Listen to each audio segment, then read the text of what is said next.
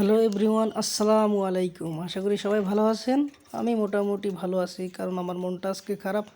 কারণ আমি আপনাদেরকে দেখিয়েছি যে আমার দুইটা রেড আই অ্যালবিনো পাখির বাচ্চা উঠছিল।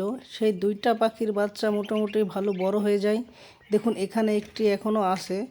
এই যে এই খাঁচার ভিতরে এখনও এই যে বাম পাশে একটি সাদা অ্যালবিনো বাচ্চা আছে। ওর সঙ্গীটা আমি খাবার দিতে এসে দেখি কোথায় চলে গেছে, আমি আর খুঁজে পাচ্ছি না।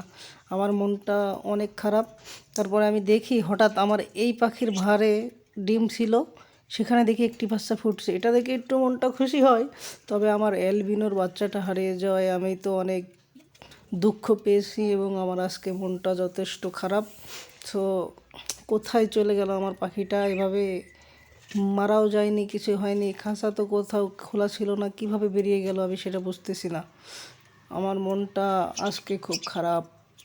সো কী করবো বুঝছি না। তারপরে এদেরকে একটু শাক পাতা খেতে দিয়েছি, ওরা খাচ্ছে দেখি।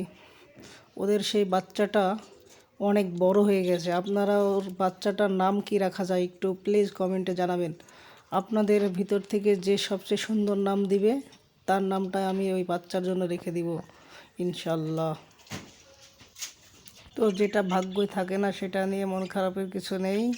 খুব শীঘ্রই আমি একটি বড় কলোনি করব ইনশাল্লাহ, আপনাদেরকে আপডেট দিব এবং সম্পূর্ণ ভিডিওটি দেখাবো।